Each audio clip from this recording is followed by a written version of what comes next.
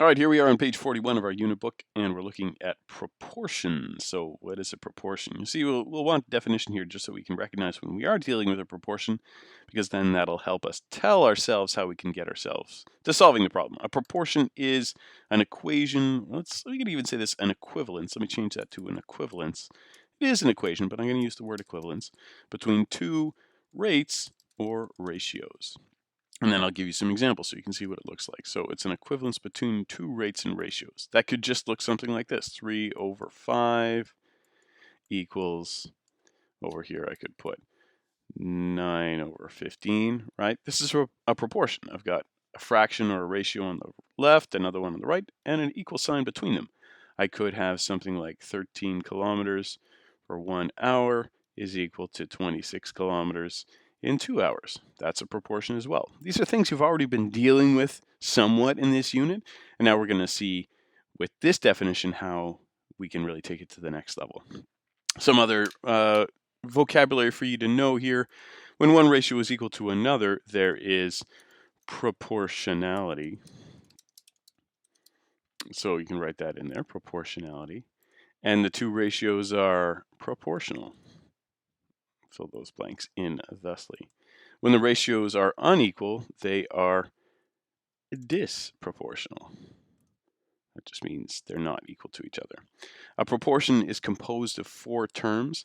Like when we usually end up writing them like this, A over B equals C over D.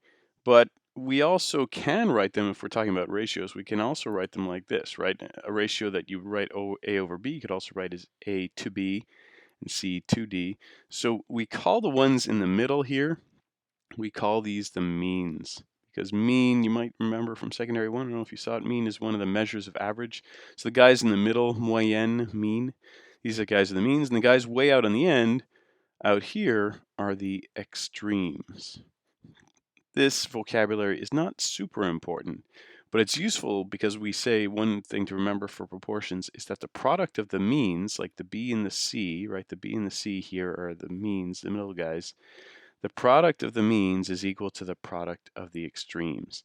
That's where all the power of proportions comes from. And there's a few interesting things you can do with proportions once you know you have one.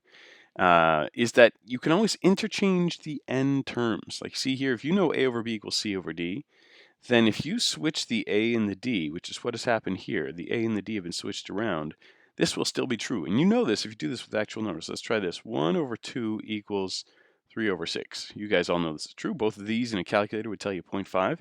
Let's try switching the 1 and the 6, and when we switch, we'll get something else that's true. 6 over 2 is equal to 3 over 1. 6 over 2 is 3. 3 over 1 is 3. Yeah, that works out.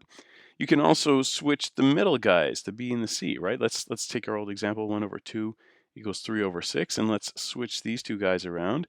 Then we get 1 over 3 is equal to 2 over 6. Proportions magic. Ooh.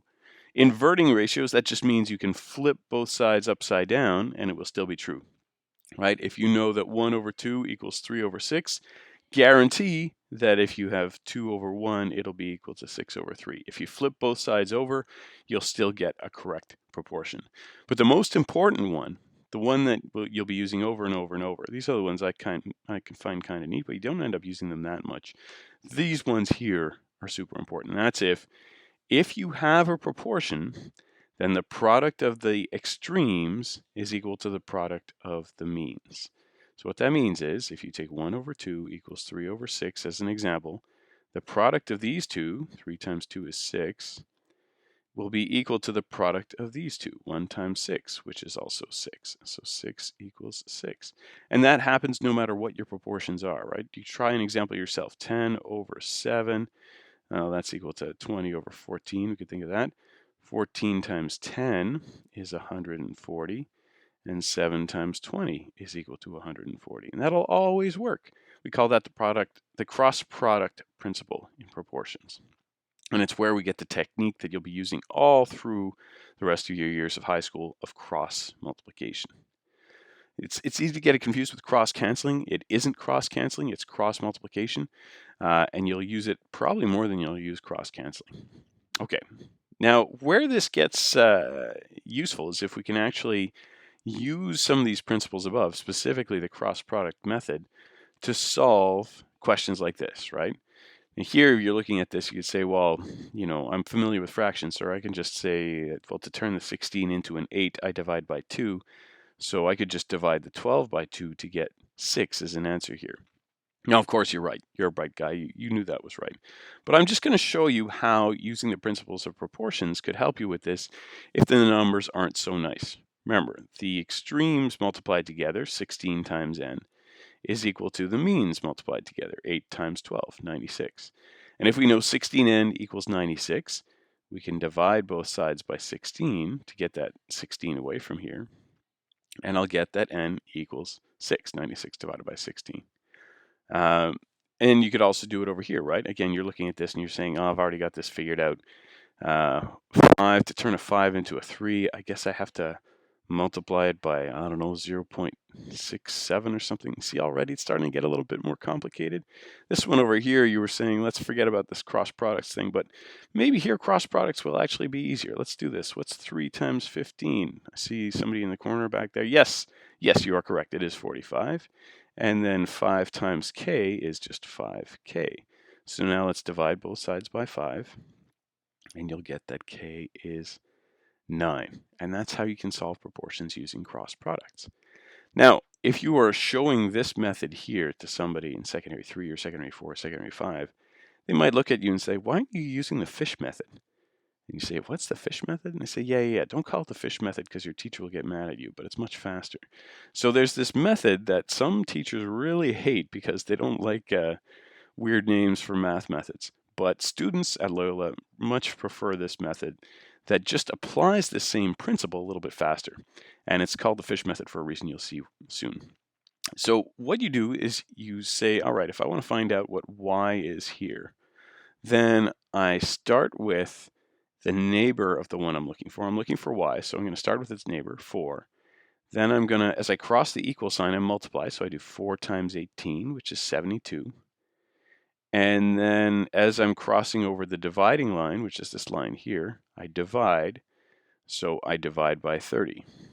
And that gives me what goes here. So 4 times 18, which is 72, divided by 30. 72 divided by 30 actually gives you 2.4, which you might have difficulty doing in your head, but trust me, it's 2.4. And you can see why we call it the fish method, right? Because look at this guy. Oh, look, he's just out swimming around. Little fish over here, right? Okay, let's try it maybe on one where the number is a little more cooperative. Let's say you're trying to find out what C is. So you start with 30, who's the neighbor of the one you're looking for. You do 30, as I cross the equal sign, I multiply times 20, so that's 600. Then as I cross over this here, I'm going to divide by 8. So 600 divided by 8 will give me my answer here. So C is 75, like that. Let's try it over here. I want to find out what n is. So I start at 24. 24 times 100, that's 2400 divided by 30 will give me my n, which is 80. So it's pretty fast that way. Now it's important to understand that the fish method has its limitations. There's some circumstances where it just doesn't really work. Those ones we're looking at worked pretty well. Look at question 8 and you'll see why you really do need to know the cross product method in order for it to work. Like this one here, you would have to be able to say this times this equals this times this, right? 8 times 2b minus 7 equals 4 times b plus 10. Now, what I've done in that one step is I just took the product of the extremes, like these two guys multiplied together, 8 times 2b minus 7, and I made it equal to the product of the means.